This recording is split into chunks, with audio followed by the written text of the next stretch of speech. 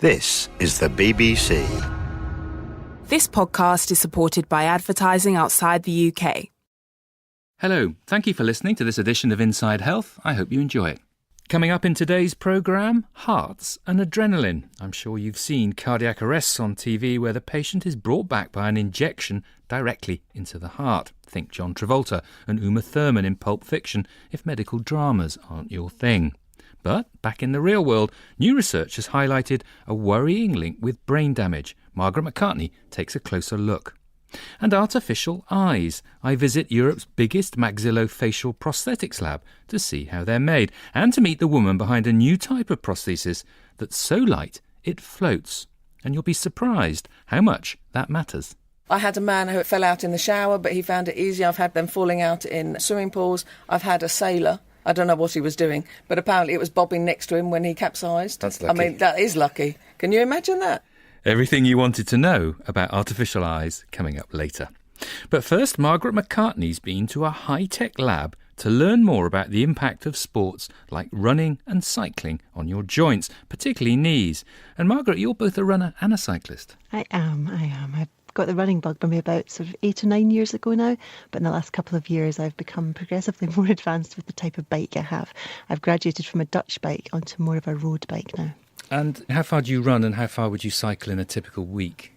Probably about 25k in a week of running and maybe between 20 and 100k on my bike. Well, that's proper level. I manage about 10k running.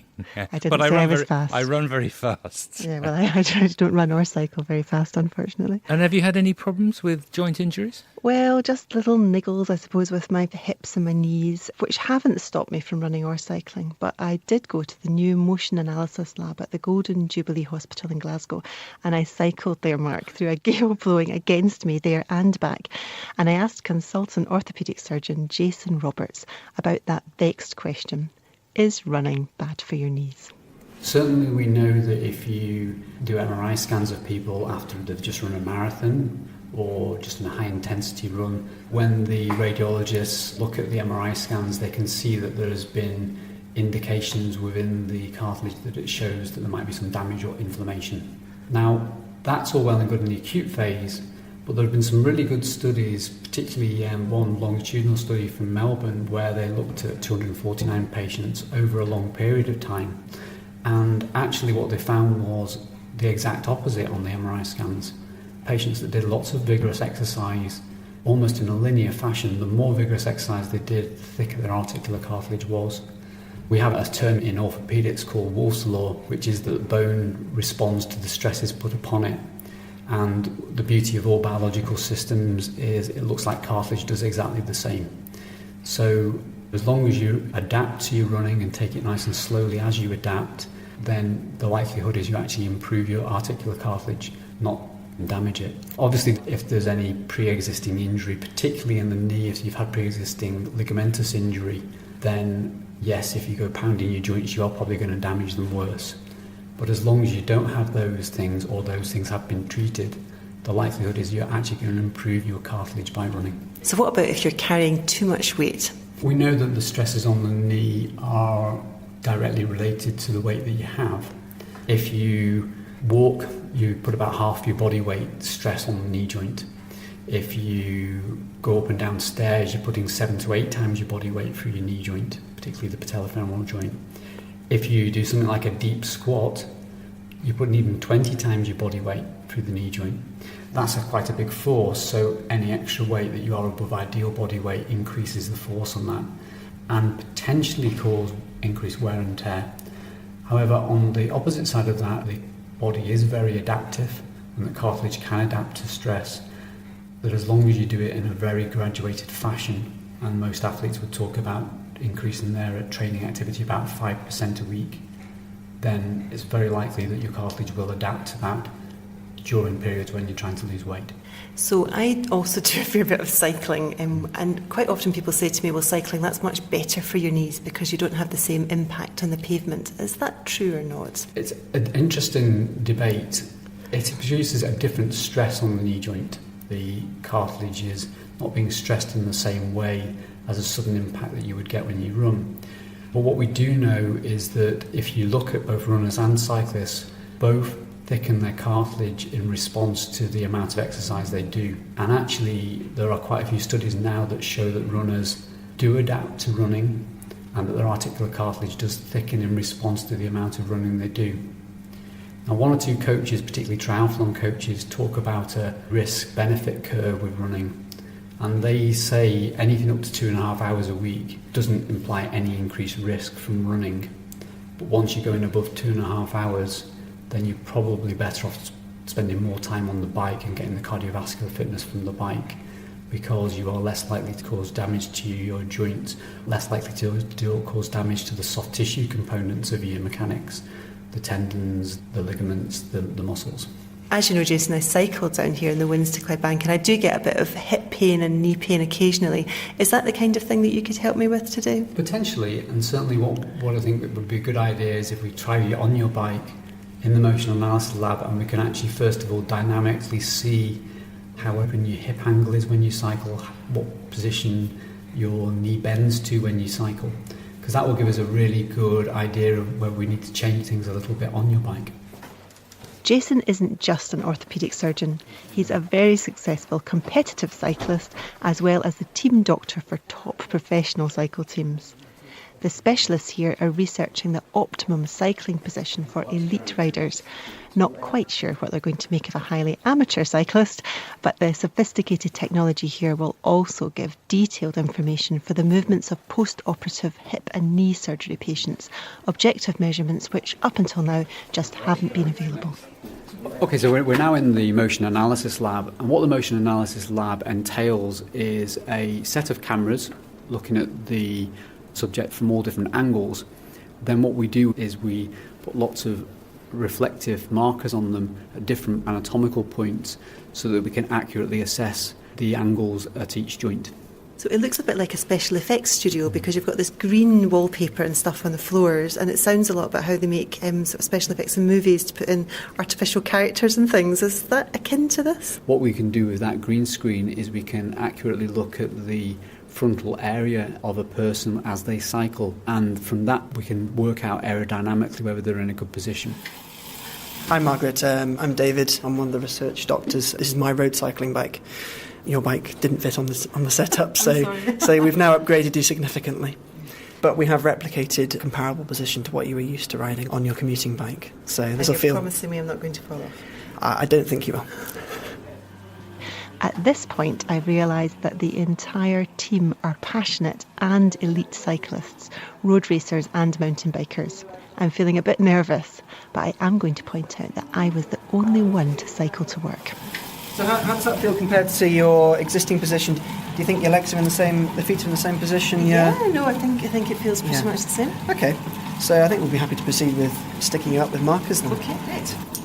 I'm John Clark. I'm one of the consultant orthopaedic surgeons here at the Golden Jubilee Hospital.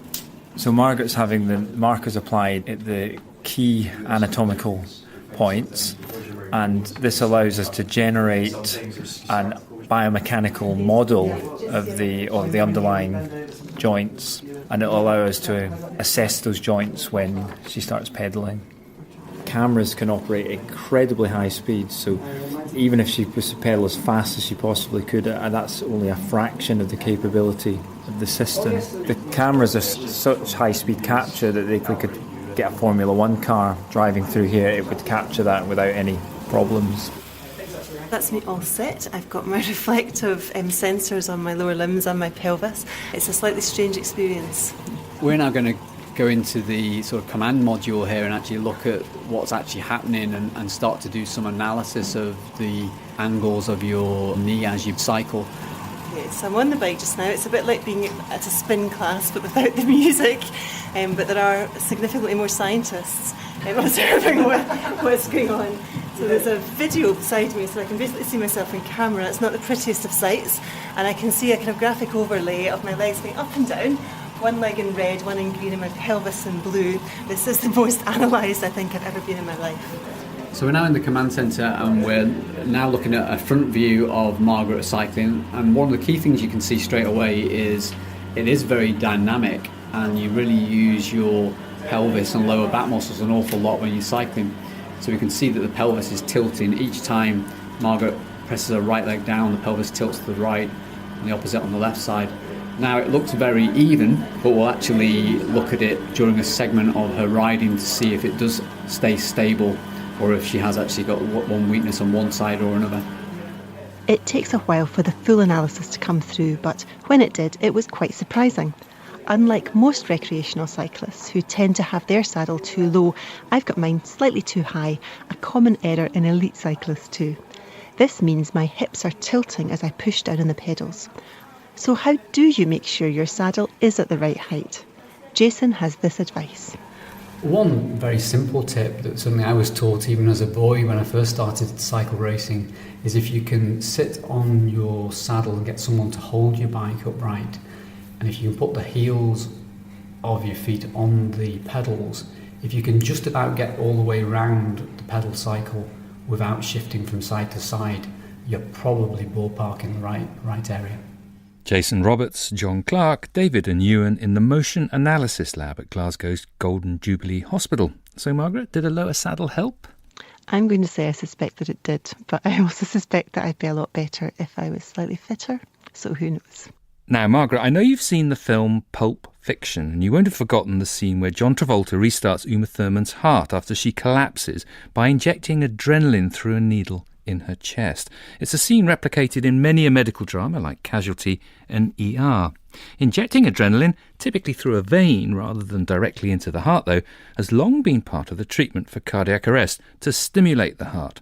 But while it may help resuscitate someone, little has been known about the longer term impact. And new research has turned up something worrying, hasn't it, Margaret?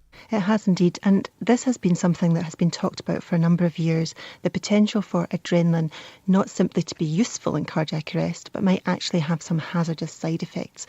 And the mechanism seems to be that it closes down the circulation to the brain to a certain extent, and the fear has been that you might make people's hearts start, but in doing so you might decrease the supply of blood to the brain and thereby generate brain damage. And has that been confirmed by this new research? Essentially, yes. So this was an amazing study, and they randomised 8,000 patients who are in cardiac arrest out of hospital to either receive placebo or adrenaline as part of the resuscitation they would get in cardiac arrest. And it's sobering, I think, to note that overall at 30 days, 3.2% of patients were still alive who received adrenaline and 2.4% in the placebo group. So overall, survival is not great. And it's important to note that this study only looked at the effect of adrenaline. Other things that we know work, such as defibrillation with the electric shocks and chest compressions, CPR, definitely do make a difference. There have been other trials of them. So they weren't under scrutiny in this. It's only adrenaline that was under test. So most people didn't survive. I mean, an incredible number died. The adrenaline might have conferred a small advantage in terms of survival, but was there a price to pay? That's the problem, and there was a price to pay. So in the adrenaline group, there were more people with severe neurological damage. So almost a third of the patients who received adrenaline as part of their resuscitation had severe neurological damage versus 17% in the placebo group. So if you received adrenaline, you had a slight increase in survival at 30 days, but a bigger risk of having permanent neurological damage. So that's the big problem. You might increase survival by a tiny amount initially, but you're going to increase the amount of people who have permanent brain damage thereafter. And putting this into context again, the things that are really important in cardiac arrest, CPR performed by a bystander, well, you have to perform that 15 times in order to prolong one life. So that's much more effective than adrenaline. Early defibrillation with your electric shocks, you only have to treat 5 people with that in order to treat one person successfully. So again, much more successful than the 112 people that you need to treat with adrenaline in order to try and delay one death. So there are many more effective things that can be done in cardiac arrest, and it looks like adrenaline is one of the least effective things that we have to offer. Do you think this is going to change the guidelines for CPR? I mean, what you're saying essentially is that there might be some small advantage, but there's potentially a high price to pay. That's exactly right. And normally in medicine, what you do is you sit down with your patient and you say, well, here are the pros, here are the cons. What would you like to do? You can't do that in this situation. The person is by definition unconscious by the time you get to them. So what you have to have are really clear guidelines that can be followed to make it easy to try and administer this emergency treatment to people who are technically already dead. So you have to have consistency, and it has to be something that's easy to follow, and I think the guidelines are going to have to be reviewed in light of this. Well, watch this space. Thank you, Margaret. Further details, as ever, on the Inside Health page of the Radio 4 website. It's said that eyes are the windows to the soul. Certainly looking into other people's is a key part of human interaction. But what if one of yours isn't real? Well, 60,000 people in the UK have an artificial eye. Some were born with a problem, others lost one through disease or injury. Either way, losing an eye leaves an empty socket and dramatically changes your appearance. An artificial eye won't give you your vision back, not yet anyway, but it can make you look and feel normal again. They have two components, the ball-shaped implant that fills out the orbit or socket and to which the muscles that move the eye can be reattached, and a painted, curved, shield-like prosthesis which sits in the pocket behind the eyelids and replicates the front of the eye. This is the removable bit and the trickier component to get right, not least because it's the one that everyone sees. The Prosthetics Lab at Queen Victoria Hospital NHS Foundation Trust in East Grinstead offers a bespoke fitting service which involves live sittings with an artist to get the best possible match to a patient's remaining eye. Susan Mason lost her right eye over 50 years ago when, as a baby, she developed a rare form of cancer in her retina. She's had many artificial eyes over her lifetime, as I discovered when I joined her at QVH for her 6-monthly checkup from Principal Prosthetist Dr Emma Worrell. Have you had any problems recently? No, not at all, apart from just waters at certain times of the year, but nothing particularly, anything different. Okay, so I'm just going to take your eye out, okay? Just hold the upper lid up. Just pop it out like that. How's that? Yeah, that's fine. Okay. Just have a look in your socket. Just check there's nothing hiding up there. Shouldn't be. So you've grown up with having one normal left eye but an artificial right eye. So you really know no different? No. What was it like as a child? Because other children would have noticed it. Oh, yeah, you used to get bullied. There's the usual boring nicknames they'd give you, but yeah. Did it cause you any trouble in terms of day-to-day function? Did you find anything difficult that other children were finding easier? It didn't really stop me doing anything, I'll be honest. I mean, it doesn't stop me driving, never caused me any problems getting a licence. Look up for me, down for me, and left for me, and right for me. Oh, that looks all lovely in there. Does the eye stay in all the time? Yes, it does. I mean, I clean it every morning, especially if it waters. You know, you get a bit of gunk in there. Easily pop it out? Yeah, sometimes it comes out on its own. Well, that's not good. No, I've had the odd one that's done that. You know, somebody brushes up, like a few weeks ago, somebody was giving me a cuddle and went like that. And we're too close to my face and it sort of came out. But it's very, very, very unusual for that to happen, very rare. How many eyes have you had over the years? Gosh, now you're talking. I probably get a new one every couple of years or so. I have a spare as well, just in case. You have a spare shell at home? I've got a spare one of these. It's not quite as good as this one, so if I was going swimming like in the sea on holiday, I'd put that in rather than that one, because if... Don't want to lose the good one. But this one floats, that's the good thing. The other ones used to sink. So you have half a chance in the swimming pool finding it because it'll be bobbing along, so... Here's an advantage. So it's floating in a little pot there. Pot of saline. So now what do you need to do? I just need to sterilise it now. Mm-hmm. Then I'm going to pumice and polish it on the lathe and just bring it all back to shiny. And it's just easier for the eyelids. It's super smooth. Super smooth. So this is the lathe. I'm just going to use... Pumice is like a gritty sand that we're just going to take the... you'll have some noise, sorry. Just going to take any deposits off. You do have to make sure you don't, let go, because obviously it will just ping round the lamp. You only do it a couple of times. All nice and clean now.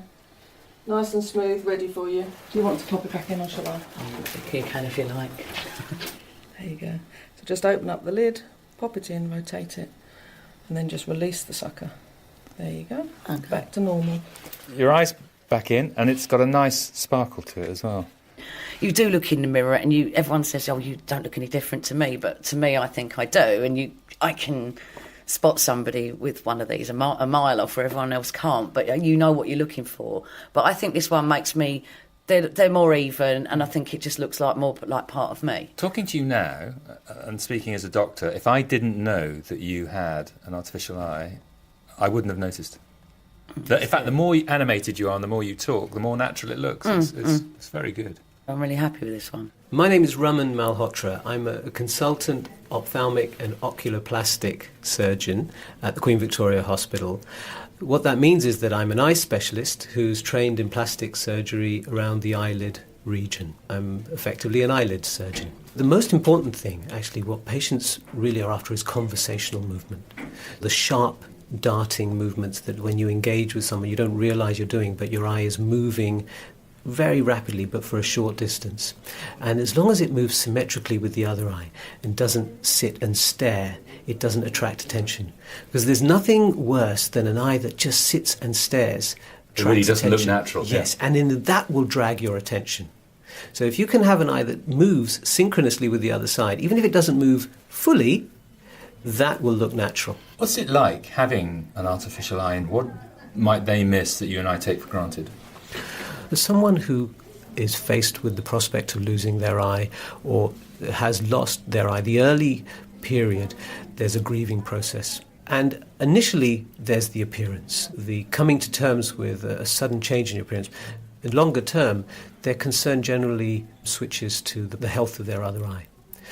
But in that first year, there is a big shift, becoming accustomed to the appearance and being rehabilitated, as well as worrying about their other eye. What about functional issues with having only one eye? How does it affect everyday tasks? The issue of depth perception is something that you become accustomed to very quickly. And so you start using monocular cues, or little clues that you can pick up using just one eye as to the depth or the range or the position of two objects. So it's amazing how the brain adapts. And then the field of vision still is quite good, at least 120 degrees across horizontally with one eye. So one just becomes more accustomed to turning your head to look at extreme positions. So now we're heading upstairs to the lab where all the magic happens. One floor up is the largest prosthetic workshop in Europe, the Maxillofacial Lab. It's like Aladdin's cave in here. I'm just looking here on the desk. You've got a nose. Yep. There's an ear over on the side over there. Yep, there's lots of noses, fingers, partial noses. We make ears. So really anything to do with head and neck, apart from we do nipple prostheses as well. It's a bit like a special effects world, but made in more resilient materials for everyday use, because our patients, obviously, they won't go out without these on. And this is where Susan's eye would have been made? Yes. So this is my desk, and I'm in the middle of making an eye at the moment for a 4-year-old patient. Clean pot first. There you go. Emma shows me the shell that she's painting the eye on, and it's all about layering. We just take the base layer, and we will literally just start painting and painting and painting, and it's very time-consuming, and you just build the layers up and build the layers up. So you're just putting on brown at the moment. I mean, is every eye colour made up of lots of different... I mean, is there browns and blues and greens and in every eye? We have a whole tray in our clinic of hundreds of eyes of different browns, greens, blues, greys, and it's just about building them up and building them up and then building them up, the different colours. Are you trying to copy the other eye exactly? Exactly. That would be God's job. I don't think we could exactly match. We do our best that we can. We will have to accept that we can't get exactly the same movement. We'll get good enough movement that we can with the implant behind it, moving it. Yeah, and my eyes aren't identical anywhere. No one's are. No. It's like an artistic impression of a matching pair. Have you had any odd requests? Oh, I've had lots. People sometimes want a non-matching eye. They want the David Bowie. Yeah. They do want the David Bowie. We have the Jamaican flag, especially at World Cup time of year, things like that. They'll want all sorts of, can I have a Chelsea eye? No. Not on the NHS, no. Okay, so you're building the colour up layer by layer by layer? Layer by layer by layer. And then we'll scratch off certain sections. These are radial scratches that give those sort of characteristic lines that we all have in our eye. Yeah. And that's just the tip of a scalpel blade or something, is it? Yes. Yeah. And so you see the striations within the iris, you see. Otherwise it just looks painted, doesn't it? Without That's right. Text. And then you just build it up and build it up and build it up. And there might be 10, 15, 20, 35 different striations until you get the colour that matches the patient. It's an arty job, and so we do have other prosthetists who are amazing at art. I mean, we've got one with a fine art degree. So, no, we're very lucky that we've got a lot of skills here. How do you feel when you give somebody their new eye for the first time? And you must have seen some great reactions. Oh, no, it's amazing. And you are giving them their life back, that they can stand in a lift and not be stared at. They can go round the Tesco aisles and no one's looking at them. For example, I've got a patient who said, I couldn't see my granddaughter until I had the eye. I didn't want to scare her. Emma's been working in this field for many years and is all too aware that patients struggle with the weight of the shell that fits in the front of their empty eye socket. It pulls and drags on the delicate eyelids, making the eye look odd. An additional surgery to tighten the lids to make them more resilient to being pulled out of shape is very common. Then Emma came up with an ingenious solution. I've been trying to work out how to make a lighter prosthesis. So I was sitting in a coffee shop one day and playing with the sugar cubes. And then I thought, oh, that's quite good, because that's a hard mass, sugar is, when it's set. But actually, it vanishes when you stir it in the boiling water. So I thought, why can't we use that in the middle of the eye? So I came to work and I made a dummy eye mould up. And we tried that. It was amazing. Amazing, it really was. It revolutionised. Literally, you would have the acrylic around the sugar. You drill a tiny pilot hole, literally stir it like a cup of coffee. Then it's empty. Whole void. We've lost all that weight from that prosthesis. So to be clear, you're using the sugar as a mount, if you like, let's call it plastic, on the outside, and then you're melting the sugar away and you end up with exactly a hollow... Right. I do the plastic around this sugar, drill a little hole, stir it like a cup of tea. It's quite an accomplishment, and actually, when you think about it, it's simple but elegant. And it's amazing that nobody thought about it before, really. I can't believe it. It's something that anybody can do. From our small cohort of patients, which is probably about 20 now, all of them have said it's revolutionised things, not only in weight but in movement. And in terms of weight, somebody like Susan's eye... I know that hers is 46% lighter. So half as light? Half as light, nearly. That's an appreciable difference in the actual socket and in use. And Susan said the other advantage is when she goes swimming and it comes out, which it does sometimes happen, it floats, unlike the normal one, which would disappear to the bottom of the pool or, dare I say, the sea. Mm-hmm. I had a man who fell out in the shower, but he found it easy. I've had them falling out in swimming pools. I've had a sailor. I don't know what he was doing, but apparently it was bobbing next to him when he capsized. That's lucky. I mean, that is lucky. Can you imagine that? Emma Worrell. And Emma's currently conducting a national survey of people with artificial eyes to see what works and what doesn't. If you want to take part and help shape future developments, then there are more details on our website. Just time to tell you about next week, when we look at a new way of treating strokes and discover why one size may not fit all when it comes to low-dose aspirin.